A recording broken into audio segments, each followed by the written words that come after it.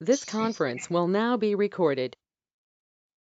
अद्य सोमवासरः अथवा इन्दुवासरः माघशुद्ध दशमी दिनांक 22 फेब्रुवारी 2021 चरक सूत्र सन अध्याय 30 पूर्व विचार शंखं चक्रं जलस्थान दधतमृतघटं चारुदौर्भिश्चतुर्भिः सूक्ष्मस्वच्छातिरुद्यां शुकपरिविलसन् मौलिमं भोजनेतरं कालाम्भोदोज्ज्वलाङ्गं कटितटविलसत् चारुपीताम्बराढ्यं वन्दे धन्वन्तरिं तं निखिलगतवनप्रौढदावाग्निलीनं प्रौढदावाग्निलीनं ब्रह्मणो हि समारब्धा मात्रेयाद्येषु पूजिताम् अस्मदाचार्यपर्यन्तां वन्दे गुरुपरम्पराम् आयुर्वेदरतं वन्दे माधवाख्यं महागुरुम्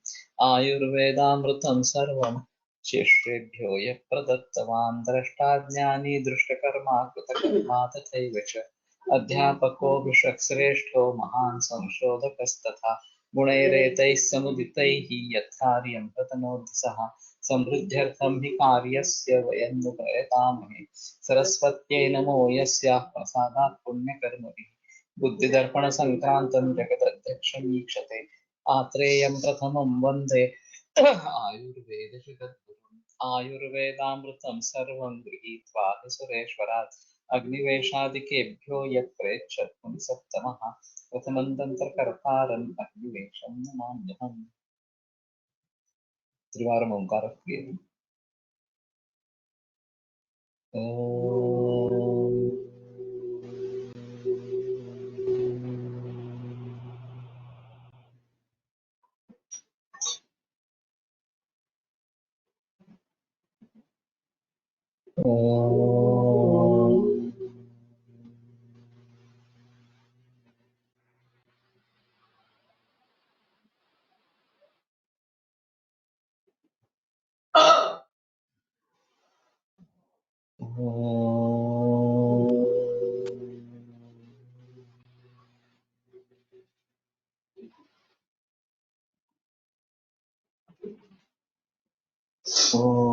शान्ति शान्ति शान्तिः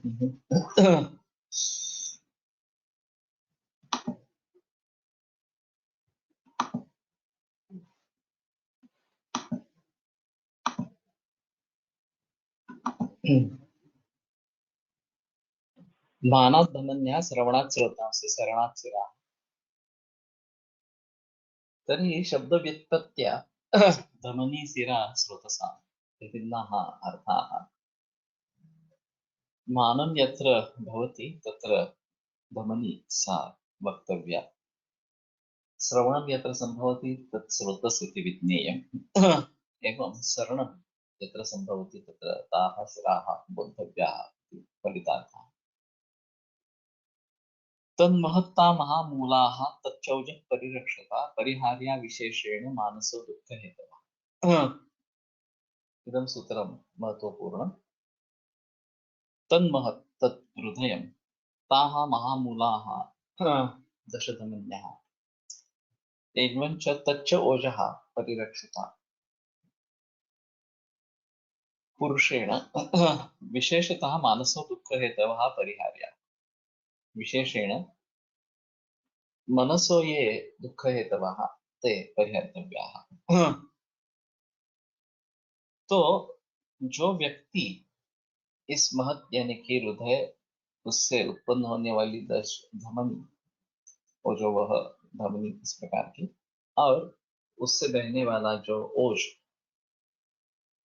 उसका रक्षण करते हुए विशेषतः मन के दुख के हेतु जो है वो टालने चाहिए परिहार्य विशेषण मनसो दुख हेतु। तो अगर मन को दुख हुआ तो इन सभी पर बुरा असर इस प्रकार का होगा।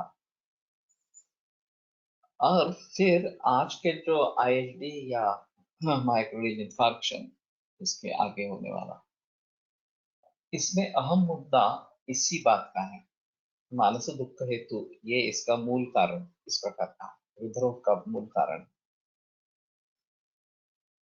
अभी मॉडर्न मेडिसिन का तो अप्रोच पूरा मैकेनिकल इस प्रकार का है, एनाटॉमिकल बेस्ड इस प्रकार का है। तो ये रक्त की विस्कोसिटी बढ़ जाती है, उसमें गांठ बन जाती है और वो कोरोनरी आर्टरी में अटक जाती है, तो मायोकार्डियल इंफार्क्शन होता है। और अगर एलडीएल कोलेस्ट्रॉल बढ़ा हुआ है, एलडीएल कम हुआ है वगैरह, इस प्रकार से काफी संशोधन आधुनिक विज्ञान में हुआ और फिर उसके आधार पर लो कोलेस्ट्रॉल वगैरह इस प्रकार के बहुत सारे खाद्य पदार्थ प्रचलन में आ गए। फिर कौन सा तेल इस्तेमाल करना है, कैसे करना है वगैरह वगैरह बात में जिक्र हुआ। अजीब बात इसमें यह है कि भारतीय डॉक्टरों ने इसके जरिए घी को बदनाम किया और अमीर घरों में भी घी का प्रचलन बंद हो गया। गरीबों के घर में घी वैसे भी प्रचलन में नहीं था। अब हृदरोग की संख्या बढ़ने लगी और नंबर 1 किलर डिसीज हृदरोग हो गया। तो फिर एंजियोप्लास्टी और बाईपास सर्जरी ये बात आ गई और ये मैकेनिकल फिक्सिंग का प्रॉब्लम है। और उसी में धन्यता मानते हुए आधुनिक वैद्यक ने उसका पूरे विश्व भर में प्रचार प्रसार इस प्रकार का किया। अब बहुत सारे वर्षों के बाद अमेरिकन एफडीए ने अबाउट टर्न ले लिया और ये कोलेस्ट्रॉल वगैरह सभी का कुछ संबंध हृदरोग से नहीं है इस प्रकार का बताना आरंभ कर दिया। तो ये बड़ी अजीब इस प्रकार की बात है। वास्तव में हृदरोग का मूल कारण चिंता यही है। चिंता नाम चाहते चिंता ना ते हमारे ईसा में रसव दृष्टि का कारण है। और वही अहम मुद्दा था कि चिंता अगर बनी रहेगी तो उससे कुछ भी हो सकता है। हृदरोग होता है ये तो सभी को मालूम है, कैंसर होता है, डायबिटीज होता है, क्या नहीं होता, सभी रोग होते हैं। जनरल रिमाइंडर संघात भेद से अवकाश निर्मिति पिलुपाक पिठुरपाक को आगे लेके जाएंगे कहे थे आप। Just gentle reminder.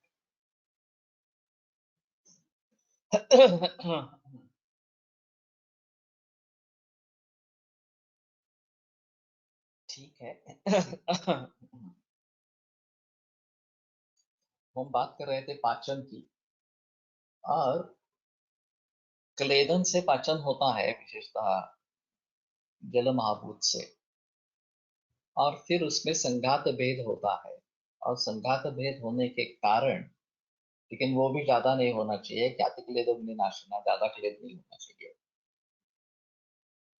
तो फिर पचन में सहायता उसकी मिलती है। और पृथ्वी महाभूत से अगर जल महाभूत अग्नि महाभूत पर उतर आएंगे तो अवकाश मिलना आरंभ हो जाता है। ये इसमें एक अहम मुद्दा इस प्रकार का है। और पंचभूतात्मक देहे आहार पांचभौतिक, पंचमहाभूतात्मक शरीर में आहार भी पांचभौतिक है, लेकिन संगठन अलग अलग इस प्रकार का है। तो जो भी रॉ मटेरियल से चावल गेहूं दाल सब्जी इनसे जो भी बनेगा कृतान्न वर्ग इस प्रकार से, उसको हम सेवन करेंगे तो उसमें विघटन होता जाएगा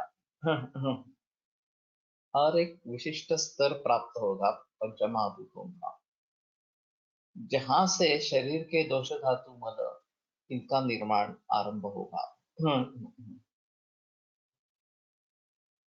और उसमें से सबसे पहले दोष निकल आते हैं मधुर अवस्था पाक, अम्ल अवस्था पाक और कटु अवस्था पाक में। और जो आहार रस बनेगा उस पर रस धात्वग्नि क्रिया की क्रिया होकर आगे रस रक्तादि धातु बनेंगे। इन्हीं के साथ महाभूत शरीर शरीर के जो भौतिक अंश है वो भी निर्माण इस प्रकार के होते हैं। ये उसके पश्चात पार्थिवादीन पचन्त्यनु इस प्रकार का सूत्र है।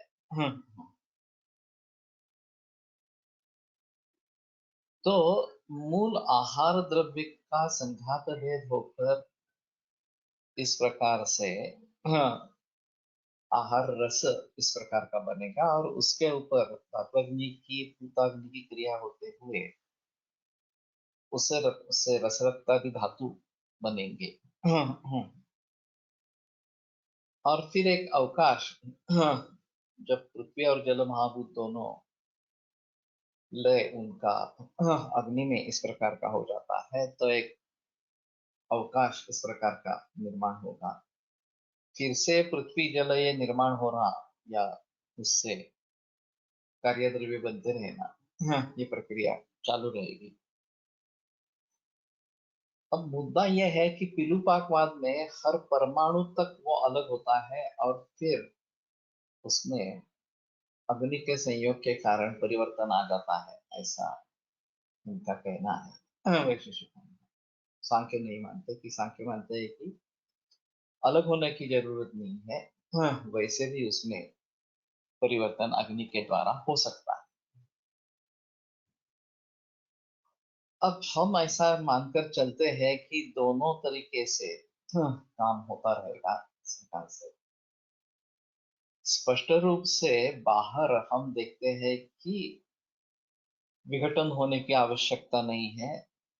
जो मृत्तिका का घट है उसको हमने उष्णता दे दी और वो पक्का घट बन गया, कच्चे घट से पक्का घट बन गया।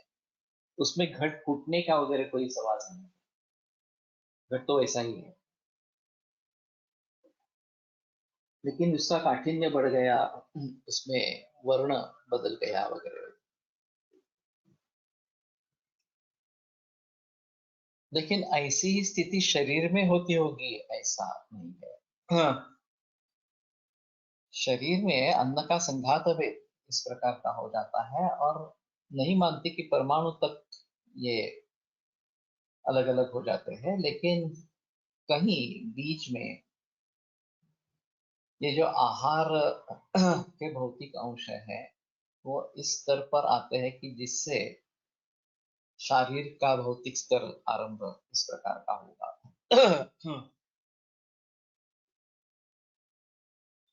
और पहला स्तर जो निकलने वाला है, पहला स्तर जो निर्माण होने वाला है वो दोषों का है और फिर मलों का है, मलमूत्र इस प्रकार से। और फिर जो आहार रस बनेगा उसमें से रसादि धातु इस प्रकार से बनते जाएंगे। तो ये परिवर्तन की निरंतर प्रक्रिया चली रहेगी। अब दश ओजो वह धमनी इस प्रकार की है, हृदय में स्थित इस प्रकार की है और उसका एक मापन कंटिन्यूअस होता रहता है और उसके जरिए ओज शरीर में बिखरता रहता है। उसके पहले ये स्रोतस में, सभी स्रोतस में उसके उसके पोषक अंश जाते रहेंगे, उससे पोष्य इस प्रकार का धातु बनता रहेगा और अगले धातु का पोषक अंश बनता रहेगा।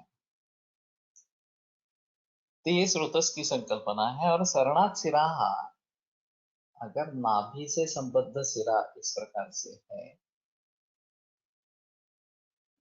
और वो रक्त का वहन करने वाली है वातजुष्ट पित्तजुष्ट कफजुष्ट और शुद्ध शोणित, और विधिना शोणितं जातम शुद्धम भवति देहिनां देशकालोपसात्यां विधिज्ञ संप्रकाशः। तो देश काल और औपसात्य के विधि के अनुसार बनता हुआ रक्त शुद्ध शुद्ध रक्त इस प्रकार का वो शरीर में फैलता रहता है और प्राण उस रक्त का अनुगमन करता है, ऐसा एक निर्देश वहां पे आया था। तो वहां शरणार्थ सिराहा इसके बारे में ज्यादा जिक्र इस प्रकार का होना है। तो अभी की जो बात है कि मानस दुख हेतव परिहर्तव्या विशेषण परिहार्य विशेषण कि जो मानस के दुख हेतु है, मन को दुख देने वाले जो कारण है उनको टालना है इस प्रकार से। अभी ये कोलेस्ट्रॉल के बारे में, फिर उसके बारे में स्टैटिन आ गया और कोलेस्ट्रॉल को जरूरी से भी नीचे लेके गए। हाँ, फिर उसके दुष्परिणाम होने लगे। इस प्रकार से बहुत काफी इतिहास अभी लिखने लायक है आधुनिक वैदिक में, किस प्रकार से परिवर्तन आए हैं ये देखने के लिए। लेकिन ऐसा है इसमें कि सौमनस्य ये एक भाव पचन के लिए आवश्यक इस प्रकार का है। अगर वो नहीं रहेगा तो भली भांति पचन जठराग्नि के स्तर पर भी नहीं होगा और धात्वग्नि भूताग्नि के स्तर पर भी नहीं होगा। तो दुख हेतु अगर होता रहे, अब ये थोड़ी सापेक्ष संज्ञा है, सभी के लिए सभी दुख हेतु होंगे ही ऐसा नहीं रहेगा। और उतनी ही तीव्रता से दुख सभी को एक ही घटना से होगा ऐसा भी नहीं होगा। जिसके लिए सबसे दुख का जो हेतु होगा वो उसके ऊपर ज्यादा असर इस प्रकार का करेगा। जैसे कि प्रिय व्यक्ति की मौत एक बड़ा दुख हेतु इस प्रकार का है, चाहे कोई भी हो, पति पत्नी हो, लड़का लड़की इस प्रकार के हो, या फिर दादा दादी नाना नानी इस प्रकार के हो। किसी भी प्रिय व्यक्ति की अगर मौत इस प्रकार से हो जाती है तो वो सबसे दुख देने वाला इस प्रकार का होता है। ये अनिष्ट का लाभ जो हमने चाहा नहीं था उसके जरिए ये होता है। इष्ट से अलावा मैं कोई चीज चाहता हूँ और वो मुझे मिल नहीं रही है, हाँ, तो उससे भी मुझे दुख इस प्रकार का होता है। हाँ, तो वो भी सभी के लिए समान इस प्रकार का नहीं रहेगा। हाँ, हाँ, तो जो जिसके लिए अहम दुख का हेतु है, वो उसको टालना है। ये इसका सारांश तथ्यांश इस प्रकार का है। तो मुझे ढूंढ लेना है कि मेरे सुख का कारण क्या है, मेरे दुख का कारण क्या है, ये दोनों को सोचना है। ज्यादातर ऐसा होता है कि लोग, हाँ, दुख का कारण क्या है ये ढूंढते हैं और ये अपरिहार्य है इस प्रकार से करते हुए, हाँ, उसके बारे में दुख करते हैं। तो इसमें दो तरीके से नुकसान होता है। एक तो हम सदा दुखी रहते हैं और दूसरी चीज ऐसी है कि उस दुख के परिहार के लिए जो भी करना है वो विचार भी हमारे मन में नहीं आते। एक निगेटिव इम्पैक्ट इस प्रकार का हो जाता है। हाँ, हाँ। और चूंकि हम उसका उपाय नहीं ढूंढ रहे हैं, उस उपाय को फॉलो भी नहीं कर रहे हैं, तो परिस्थिति बदलने की संभावना ही नहीं रहेगी। मानसिक हेतूंच्या चिकित्सेमध्ये द्रव्य आणि अद्रव्य चिकित्सा यावर अधिक मार्गदर्शन करा। जास्त महत्व अद्रव्य चिकित्सेला द्यावे का?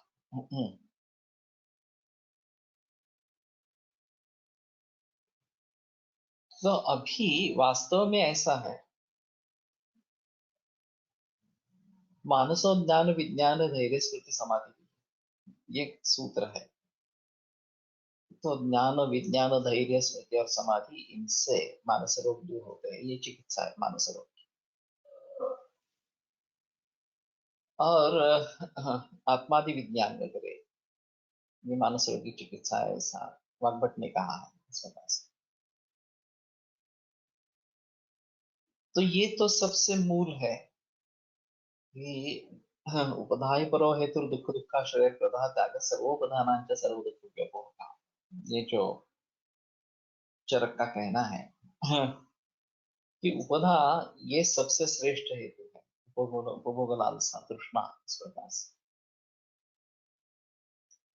और सभी उपधाओं का त्याग, संन्यासः सर्वसुखानां, ये जो एक अग्र संग्रह बताया, सभी प्रकार के इस प्रकार के आकांक्षाओं का, इच्छाओं का त्याग, कुछ भी इच्छा नहीं रहना, ये सभी दुखों को दूर करता है। लिखनी काफी मुश्किल है। हम छोटी छोटी चीजों को छोड़ नहीं सकते, इतना बड़ा त्याग कैसे करेंगे।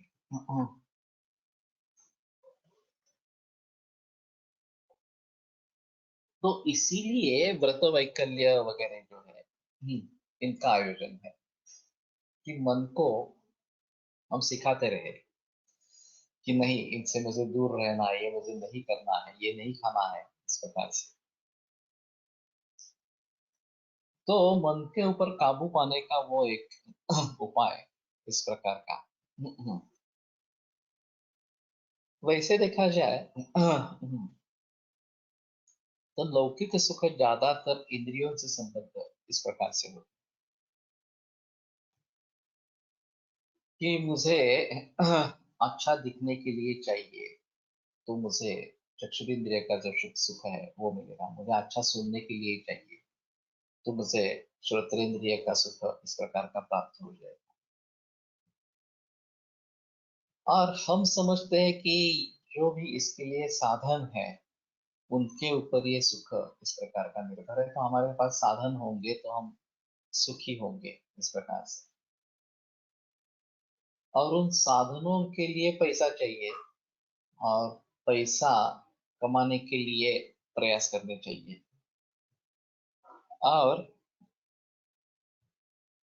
नीति मार्ग पर चलकर पैसा नहीं मिल रहा, और मैं समझ रहा हूँ कि मुझे दुख भुगतना पड़ रहा है,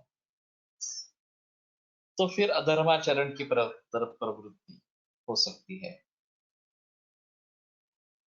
और उसमें तात्कालिक सुख मिलता है क्योंकि उससे पैसा मिलता है, पैसा मिलता है तो सुख के सभी साधन खरीदे जा सकते हैं। लेकिन अंततः वह सुख नहीं है, ये जब पता चल जाता है कि इतना सारा पैसा होने के बाद, इतने सारे सुख के साधन होने के बावजूद भी अगर सुख नहीं है, तो सुख इंद्रियों के पर इस प्रकार का ही है। केवल इंद्रियों से, इंद्रियों के द्वारा सुख लेना ऐसा हाँ ठीक नहीं है, वो आंतरिक ही है। और आत्मस्थ मनसि स्थिर है, आत्मा में मन स्थिर हो जाता है तो आत्मा आनंद स्वरूप है, तो उसका आनंद ले सकते हैं। और योगी जो है वो उसके भी आगे निकल जाते हैं। केवल अस्तित्व आत्मा का इतना ही करना है, उसके बाद में असंप्रज्ञात समाधि में जाना है इस प्रकार से।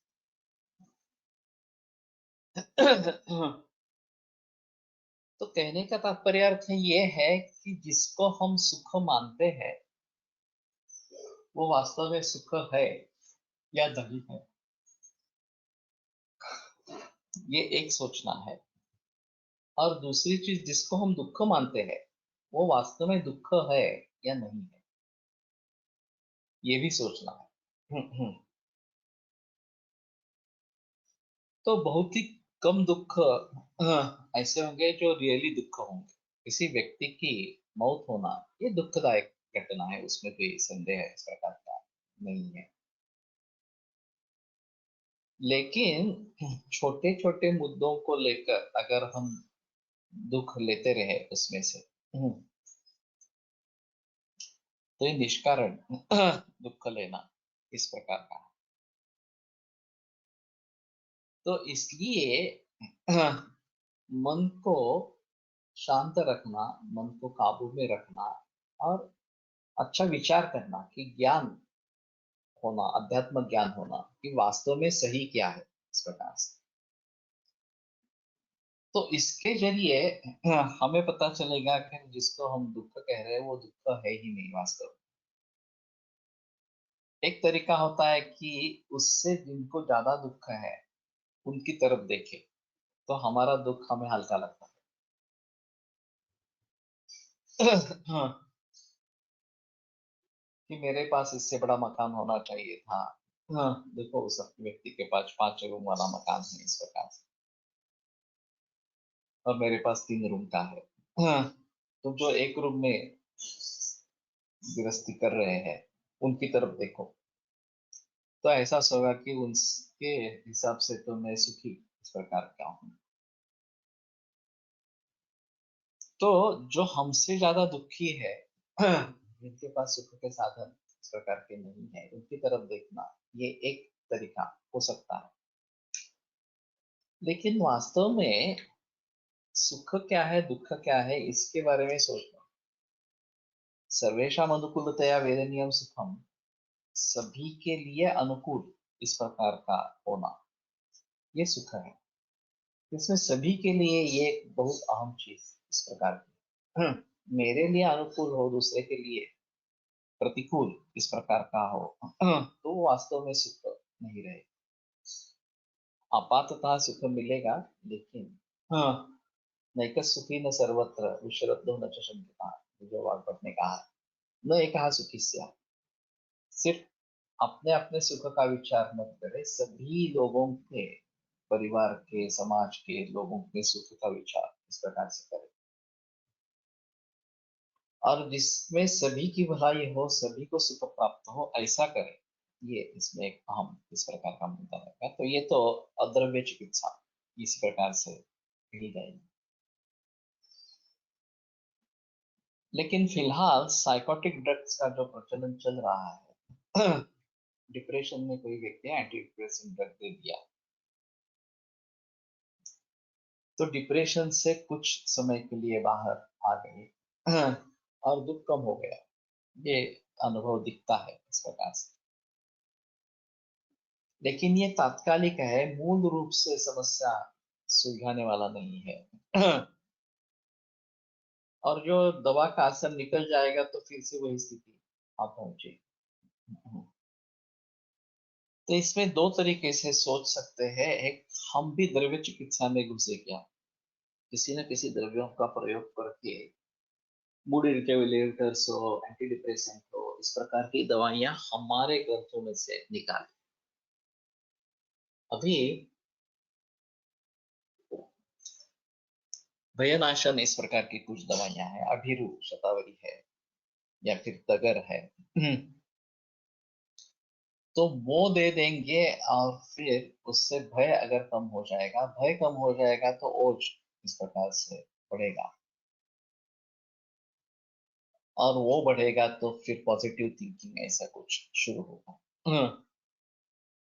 तो ये द्रव्य चिकित्सा, इसके जरिए हम ये करना चाहते हैं, तो धीरा गुड़ुची या धीरा बिदारी इस प्रकार का प्रयोग करेंगे, अभिरू का प्रयोग करेंगे,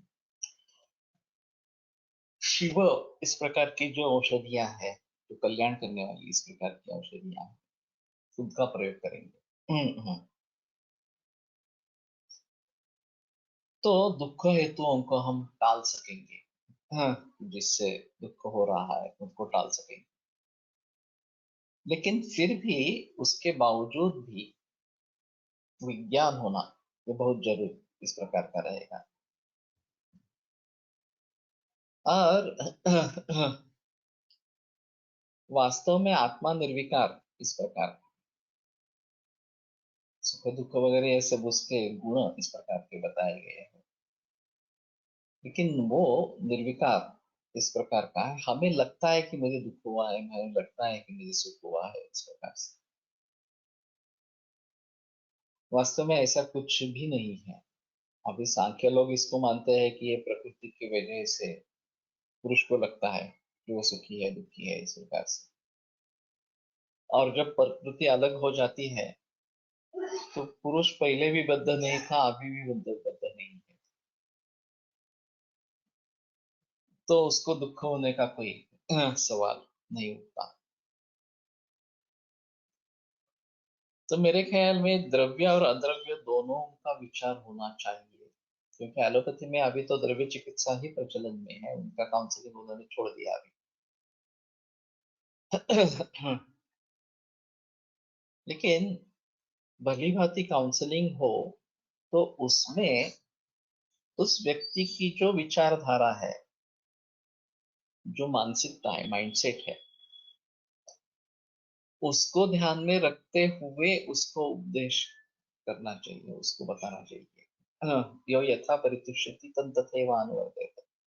जो जिस प्रकार से तुष्ट होता है उसी प्रकार से उसको मनवाने की कोशिश करेंगे तो संभवतः वो परिवर्तन उसके दिमाग में आएगा। तो ये काफी मुश्किल होता है क्योंकि जो मानसिकता बनी रहती है उस मानसिकता को तोड़ने का प्रयास नहीं किया जाता। हम उसी तरीके से विचार करते करते करते रहते हैं और दूसरा कोई विचार का तरीका होता है ये मान्य करने के लिए भी तैयार है। अगर कोशिश करेंगे कि हाँ ठीक है दूसरे भी तरीके से कुछ विचार हो सकता है तो शायद कोई मार्ग निकल आएगा लेकिन हम उसके बारे में विचार ही नहीं करेंगे या किसी के सुनेंगे किसी को सुनेंगे भी नहीं तो ये बड़ी आपत्ति हो जाती है। और हम उसमें से उस अवस्थाओं से बाहर नहीं निकलते। तो वास्तव में ग्रंथों में जो है वो अद्रव्य चिकित्सा ही है। मानस ज्ञान विज्ञान धैर्य स्मृति समाधि विधि ये अद्रव्य चिकित्सा ही है, द्रव्य चिकित्सा ही नहीं। लेकिन ये करना और करने वाली समर्थ व्यक्ति हो और जिसमें ये करना है वो व्यक्ति भी उसके लिए तैयार हो तो ही ये बात हो सकती है नहीं तो ये बात नहीं हो सकती।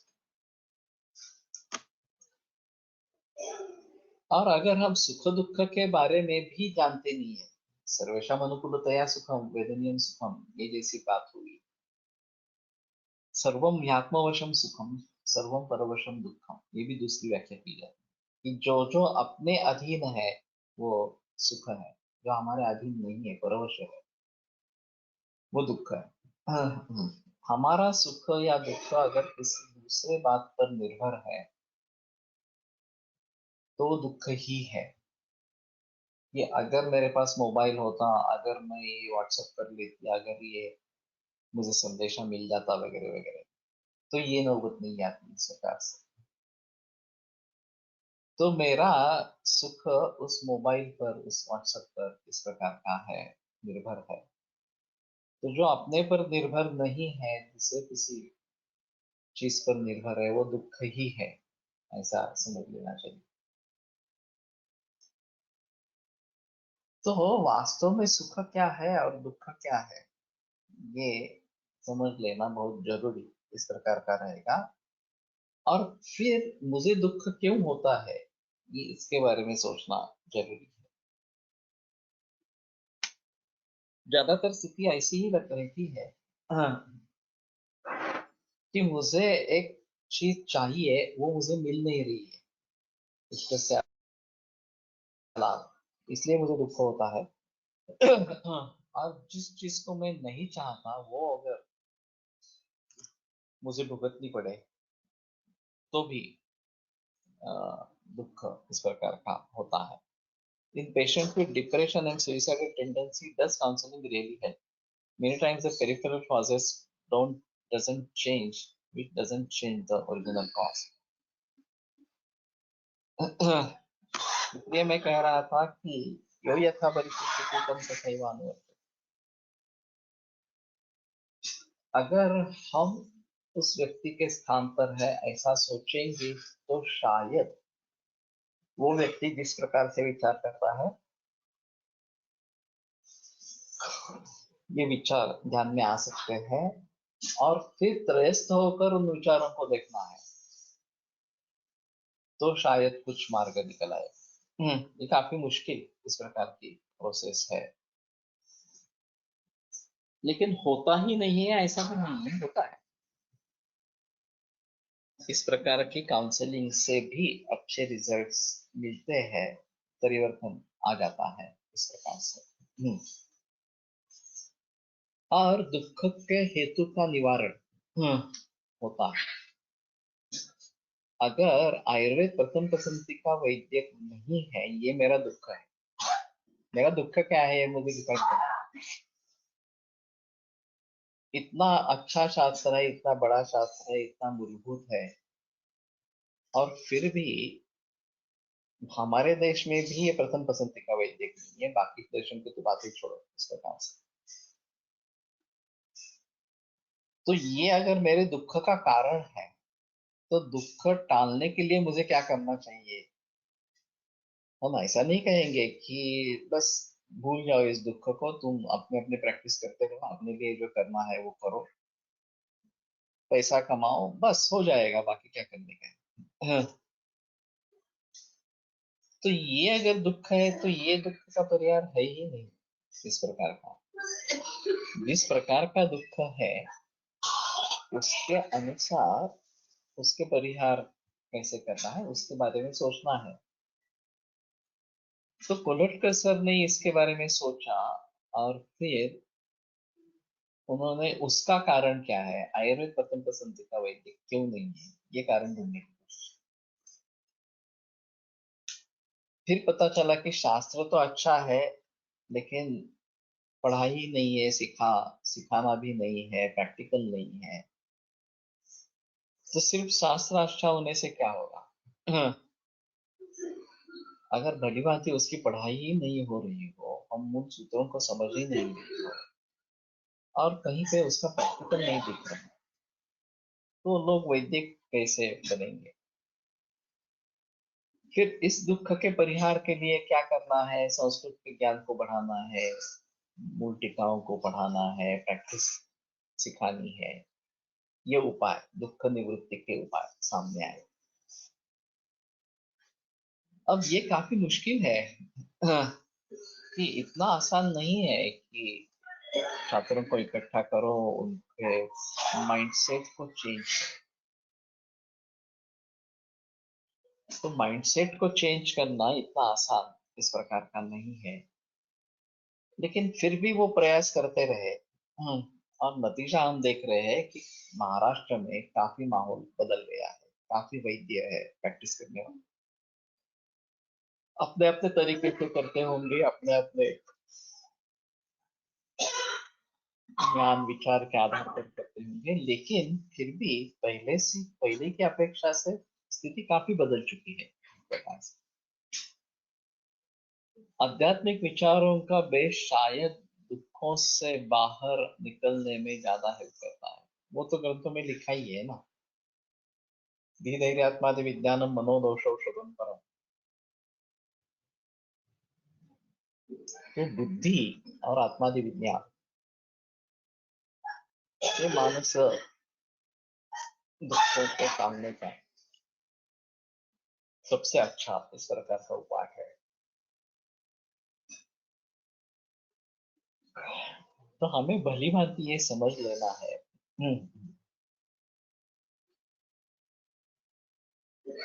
कि मेरे दुख का स्वरूप क्या है, इस चीज से मुझे दुख हो रहा है। और अगर स्वार्थ के कारण दुख हो रहा है और स्वास्थ्य मेरा अच्छा नहीं है, तो मुझे उससे त्यागना पड़ेगा। ये भी काफी अहम मुश्किल इस प्रकार की बात है। अनारोग्य रूपी दुख है, समझ मान लेते हैं इस प्रकार से, और आलस्य उसका कारण है। मैं योगा नहीं कर रहा हूँ, मैं व्यायाम नहीं कर रहा हूँ, और इसलिए एक गौरव शरीर में रहता है, निर्ष्या हो जाता है, काम करने की स्फूर्ति नहीं रहती वगैरह। तो मुझे आलस्य छोड़कर व्यायाम योगाभ्यास शुरू करना है, तभी उसमें से हल निकलेगा। तो दुख क्या है ये समझकर, दुख के पर कारण क्या है और फिर उसका परिहार किस तरीके से होगा, इसके बारे में सोचना है। और सिर्फ सोचना नहीं है, उस मार्ग पर आक्रमण करना है, उस मार्ग पर चलना है। तो ये परिहार्य विशेषण मानस दुख है तवा, जिन चीजों से मुझे दुख होता है उन कारणों को टालो, ऐसा ये कहना है।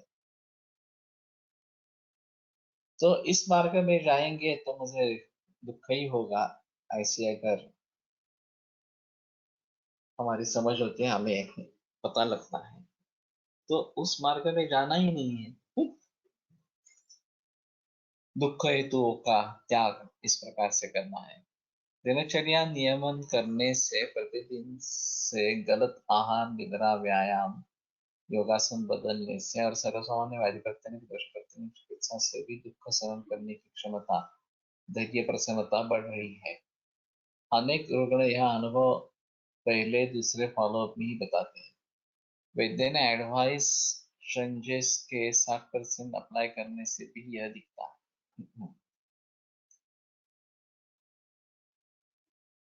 ये तो सही है, उसमें कोई संदेह नहीं है। फिर भी छोटी छोटी चीजों का हमें दुख होता रहता है, और वो तो हमें कम से कम टालना है। बड़े दुख की कोई बात है तो उसके लिए क्या कर सकते हैं, इसके बारे में सोचना है।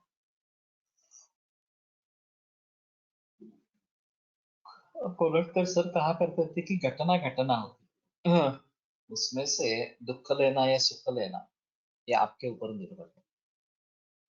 अगर सुख नहीं ले सकते तो कम से कम दुख तो मत लो। लेकिन ऐसा होता नहीं है, हम ज्यादा से ज्यादा दुख ही लेते रहते हैं, सुख लेने का सवाल नहीं उठता। और दुखदायक घटना से भी सुख कैसे प्राप्त करें, ये एक अहम इस प्रकार का मुद्दा रहेगा। तो एक इस प्रकार की कहावत है, जो भी होता है वो अच्छे के लिए ही होता है, ऐसा समझ कर लेना चाहिए। अभी तात्कालिक दुख देने वाली कोई बात हुई और मुझे तात्कालिक दुख हो गया, लेकिन अगर मेरा इस वाक्य पर विश्वास है कि जो भी होता है वो अच्छे के लिए ही होता है, तो आगे चलकर उससे अच्छा भी निकलेगा। ऐसी बात नहीं है कि अच्छा निकलेगा ही नहीं। जब मेरे एमबीबीएस की एडमिशन छूट गई, 2% कम थे इस प्रकार से, और फिर केवल डॉक्टर बनना है इस उद्देश्य से मैं आयुर्वेद में दाखिला। उस समय तो आयुर्वेद में आने वाले छात्र ही नहीं थे, बुला बुला के लोगों को कहा जाता था कि आओ एडमिशन ले लो वगैरह इस प्रकार से। बहुत आसानी से एडमिशन हो गई। और जब मैंने कॉलेज का माहौल देखा, यहाँ कुछ पढ़ाई है ही नहीं, सिखा कुछ भी सिखाते नहीं है, कुछ भी नहीं है, केवल डिग्री मिलेगी, उससे अलावा कुछ नहीं होगा। तो मैं फ्रस्ट्रेशन में आ गया। मेरा एक सहाध्यायी था अशोक परांजपे, उसके माता पिता दोनों वैद्य थे। तो मैंने उससे बात की कि अरे ये क्या चल रहा है कॉलेज में। तो बोला तुम एक काम करो, मेरे साथ चलो। और वो मुझे कोलटकर सर के पास लेके गया। कोलटकर सर मुझसे घंटा 1.5 घंटा बोले, और ये मेरे लिए एक टर्निंग पॉइंट हो गया मेरे पूरे जीवन में। फिर उसी दिन से मैंने निश्चय कर लिया कि मैं शुद्ध आयुर्वेद प्रैक्टिस करूंगा, और उसके लिए मेरा जीवन समर्पित कर दूंगा आयुर्वेद के लिए। ये भावनिक निर्णय था, इसमें सोच समझकर निर्णय लिया है, ऐसी स्थिति नहीं है।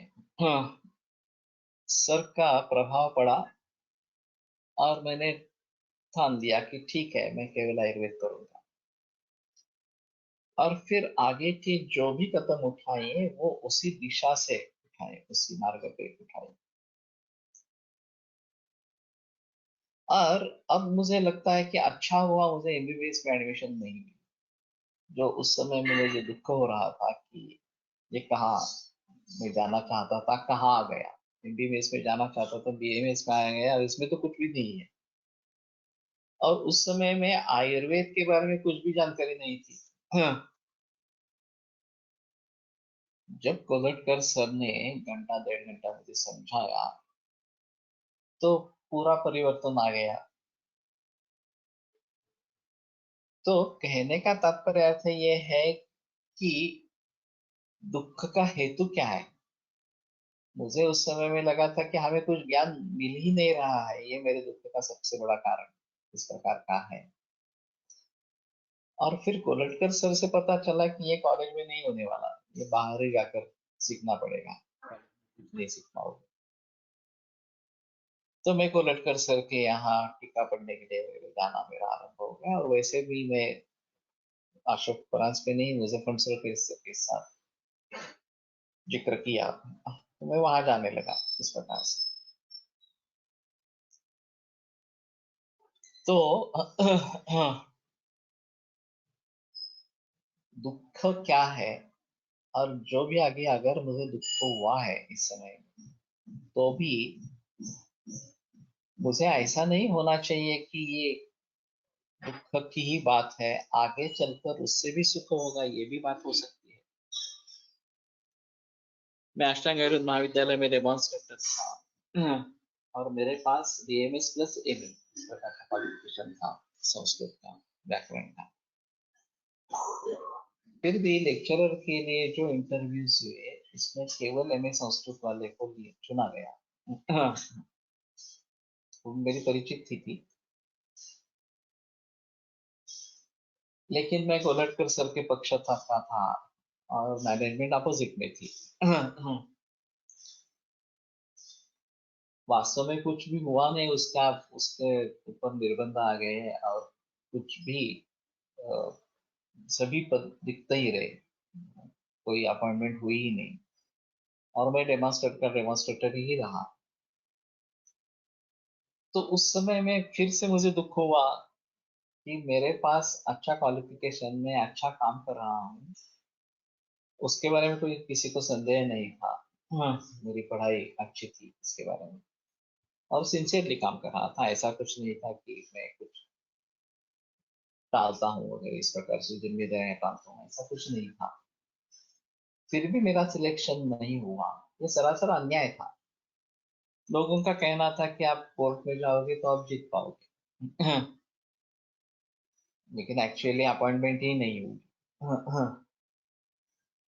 और फिर सर ने भी इस्तीफा दे दिया, सर ने भी कॉलेज छोड़ दिया, और वो ससुरने लग गए असिस्टेंट ऑनररी बन के, और फिर वहां से वो तिलक महाराज विद्यापीठ में और पार्ट टाइम कोऑर्डिनेटर बने, और फिर त्रिस्कंद कोश उन्होंने वहां पे आरंभ किया, और फिर मुझसे कह दिया कि ठीक है, तुम अब अष्टांग छोड़ दो और ये टीमे हुए के कोश में आ जाओ। तो मुझे पता चला कि ये मेरा मकसद था मेरे जीवन का, त्रिस्कंद कोश का काम करना। हाँ, ऐसे कॉलेज में अटक कर रहना, ये मेरा जीवन का कर्तव्य नहीं था। तो मुझसे एक और अच्छा मौका मिलने वाला था, इसकी नींव इसमें डाली गई। अगर मैं उस समय मुझे लेक्चरर में बन जाता, रीडर बन जाता, प्रोफेसर बन जाता, तो शायद ये नौबत आ जाती कि मुझे अष्टांग आयुर्वेद छोड़ने में दिक्कत आती, कि इतनी अच्छी तनख्वाह वाली नौकरी छोड़कर मैं टेम्पररी जॉब में कैसे जाऊं इस प्रकार से। लेकिन सर ने कहा कि आप लीन मांगो अपने पद पर, लेकिन उसमें ये भी लिख दो कि if you are unable to give leave, so just relieve me. Accept this as a resignation or relieve me from the services. तो उन्होंने तुरंत उस बात को पकड़ लिया। लीन देने का तो सवाल नहीं था, क्योंकि मैं तो प्रतिपक्ष में था। तो लीन देने का कोई सवाल नहीं था। तो तुरंत मेरा इस्तीफा मान्य कर दिया गया, रेसिग्नेशन, और मुझे 3 महीनों के बाद मुक्त कर दिया, तो मैं तिलक महाराष्ट्र विद्यापीठ में चला गया। अब ये मेरे लिए एक सुनहरा मौका हुआ कि कृष्ण कोश में मैं आ गया, और फिर सर का देहांत होने के बाद पूरी जिम्मेदारी मुझ पर आ गई त्रिस्कंद कोश की। ये एक और अद्भुत चीज थी।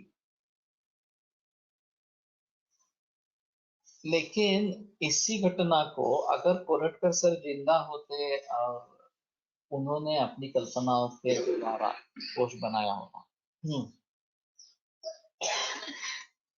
और मैंने जो बनाया, हाँ, वो मेरे पास सिर्फ उनकी थीम थी कि 3 कोश बनेंगे, एक हेतु कार्य कोश, लक्षण लक्ष्य कोश, औषधि चिकित्सा कोश, इस प्रकार का प्रथमा षष्ठी विभक्ति का प्रयोग होगा और सभी शब्दों से हम ढूंढ सकेंगे। इस प्रकार की इतनी कल्पना थी। अब जब मुझ पर जिम्मेदारी आ गई तो मुझे वो निभानी थी और उसके लिए मुझे वो उसमें पूरा ध्यान देना पड़ा। उसका फायदा हुआ, मुझे फायदा हुआ, आयुर्वेद क्षेत्र को फायदा हुआ।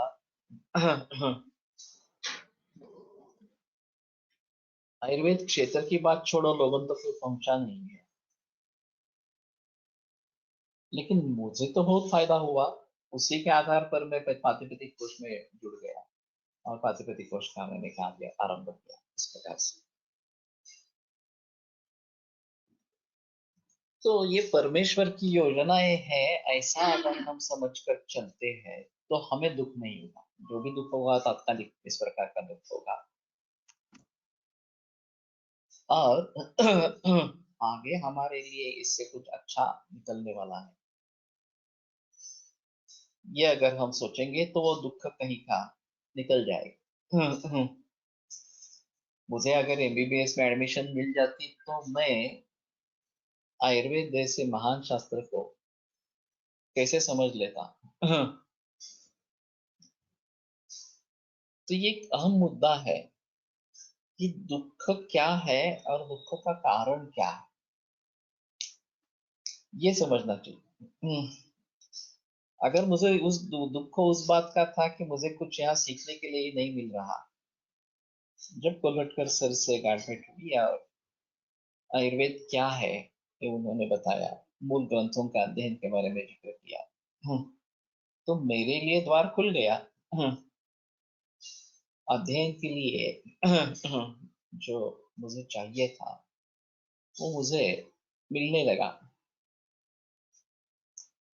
तो ठीक है, मुझे मेरे उस दुख की निवृत्ति इस प्रकार की हो गई। तो इसी तरीके से जब भी कोई मौका आता है तो उसका फायदा कैसे उठाना है ये हमें देखना है और मौका समझना चाहिए, ये सबसे आम चीज। अगर हम मौके को समझ नहीं पाएंगे कि ये अच्छा मौका है कि मैं मेरा जीवन परिवर्तित कर दूं, तो वो भी निकल जाएगा हाथ से।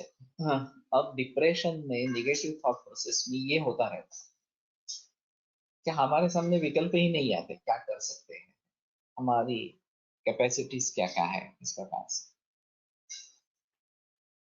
और फिर उस स्थिति में भी अगर हाँ मैं इस समय में ये कर सकता हूँ, मेरे पास ये गुण है, मेरे पास ये सामग्री है, तो मैं इसके आधार पर ये काम कर सकता हूँ, ऐसा अगर मैं सोचूंगा तो ही आगे वो वास्तव में आएगा। हाँ, अगर मैं सोचूंगा ही नहीं तो वास्तव में आने का कोई संबंध नहीं है।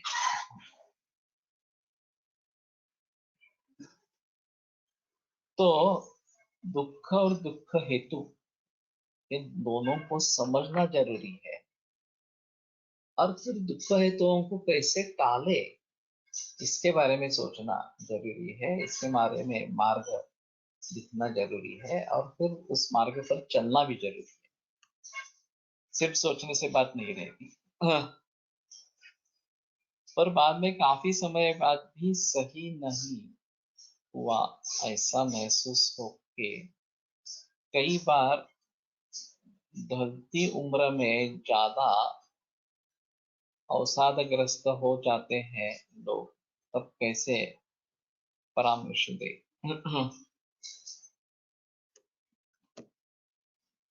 पॉजिटिव थिंकिंग के बारे में काफी किताबें है।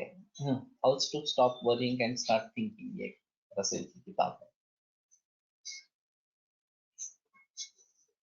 तो उसमें विशफुल थिंकिंग होना और आगे अच्छा कैसा हो इसके बारे में सोचना ये जरूरी है।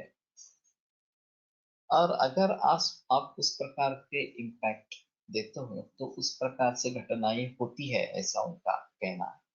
काफी उदाहरण उसमें दिए हैं।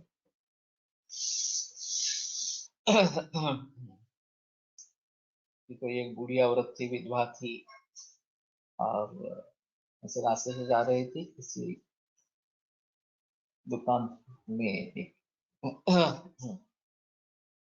विंडो शॉपिंग, तो उसको एक चीज बहुत पसंद आई कि ये मेरे पास होती तो मुझे तो उत्सुक होता होगा इस प्रकार से। फिर उसको याद आया कि उसकी आर्थिक स्थिति तो उतनी अच्छी नहीं है, तो ये लेने का कोई सवाल नहीं है, मिलने का कोई सवाल नहीं है। फिर भी वो बोली ठीक है, इच्छा रखने में क्या बस हानि है, मैं इच्छा करती हूँ कि ये मुझे मिले इस प्रकार से। और फिर उसकी मुलाकात एक किसी दूसरे बूढ़े से हुई, वो भी विदुर था। उनका डायलॉग हुआ, उनका संवाद हुआ, और फिर उन्होंने शादी कर ली उस उम्र में। और फिर शादी के उपहार में उसने वही गिफ्ट उसको दे दी, बिना समझे, उसने कुछ बताया नहीं था, फिर भी उसने वही गिफ्ट उसको दे दी।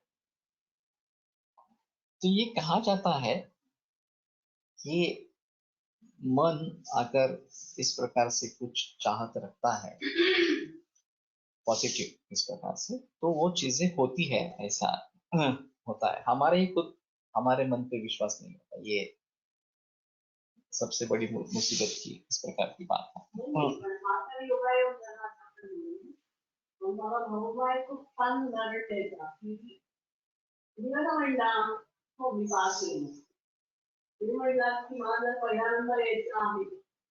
नकळत का होईना किंवा करून होईना तुमचे प्रयत्न त्या दिशेने सुरू होतात आणि मग तुमच्याकडे पहिल्यांदा शोधू शकतो. हे आहे हे उदाहरण सुद्धा महत्व एलिमेंट शेवटी मला प्रयत्न करायलाच लागतो, असं काही आकाशातून पडत नाही. हाँ, इसमें एक योगा योग की बात कही जा सकती है, लेकिन अगर मैं निश्चय कर लेता हूँ कि मुझे फर्स्ट रैंक पानी है, तो उस तरीके से मेरे प्रयास शुरू होते हैं। ये भी एक अहम मुद्दा इसमें है। तो काफी समय ये बताना मुश्किल है, काफी समय यानी कि 2-4 महीने, बरस, 8-10 बरस, 15-20 बरस, कुछ भी हो सकता है। और सही नहीं हुआ जो हमने निश्चय कर लिया था मन में। इसमें दो ये रहता है कि हमारी अपेक्षा ही बहुत ज्यादा बड़ी है, जो सपने देखे हैं वो बहुत ज्यादा बड़े हैं। और अगर बड़े हैं तो भी अच्छा है, लेकिन केवल सपने देखना अच्छा नहीं है। उसके लिए योग्य संधि ढूंढते रहना ये भी अहम है। मेरे ख्याल में एडिसन की बात है, उसने काफी इलेक्ट्रिसिटी में खोज लगाई, तो उनका एक एम्प्लॉय था, और एक्चुअली एम्प्लॉय बाद में बना, एक बाहरी आदमी था, और उसके मन में उसने ठान दिया कि मैं एडिसन के साथ काम करूंगा और उसका पार्टनर बनूंगा। जब कोई संबंध ही नहीं था तब उसने ये मन में ठान लिया। फिर उसने नौकरी कर ली एडिसन के यहाँ, फिर वो बढ़ते बढ़ते ऊपर तक चला गया, और फिर एडिसन ने खुद उसको पार्टनरशिप ऑफर की। तो अगर आपकी इच्छा इतनी तीव्र हो तो ये बातें हो सकती है। ऐसा दोनों तरीके के सूत्र रहते हैं, ठेविले अनंत तैसे की राहावे, चित्ती असू द्यावे समाधान। जिस प्रकार की स्थिति में हमें रखा गया है उसमें आनंद मानकर रहे, उसमें दुख लेते रहेंगे तो कोई मतलब ही नहीं है उस स्थिति का। लेकिन इसका मतलब ये नहीं है कि उसके आगे जाने की हम कोशिश नहीं करें, वो भी कोशिश करते रहे। तो कर्मणा सुकृतस्याहु सात्विकम निर्मलम फलम, रजस्तु फलम दुखम अज्ञानम तमसा फलम।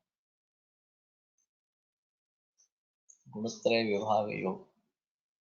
तो सुकृत का फल सात्विक निर्बल इस प्रकार का होता है, जो अच्छा काम हो। रजस का फल दुख है और तम का फल अज्ञान इस प्रकार का। अच्छा है श्लोक। तो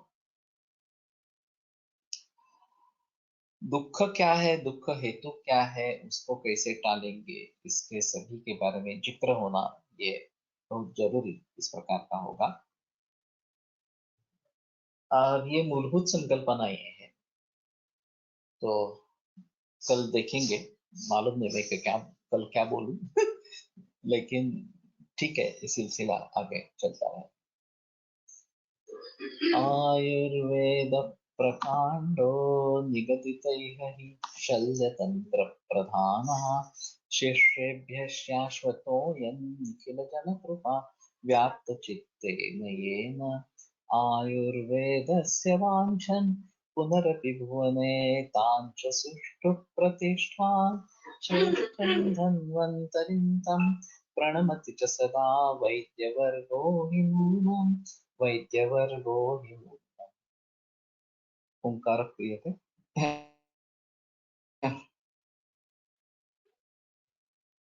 ॐ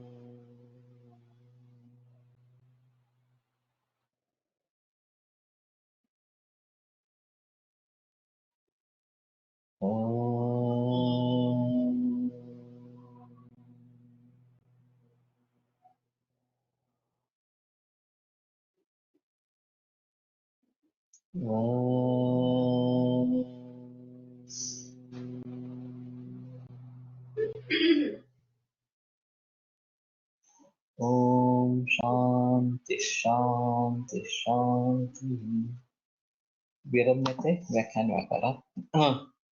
श्वः पुनरपि मिलिष्यामः।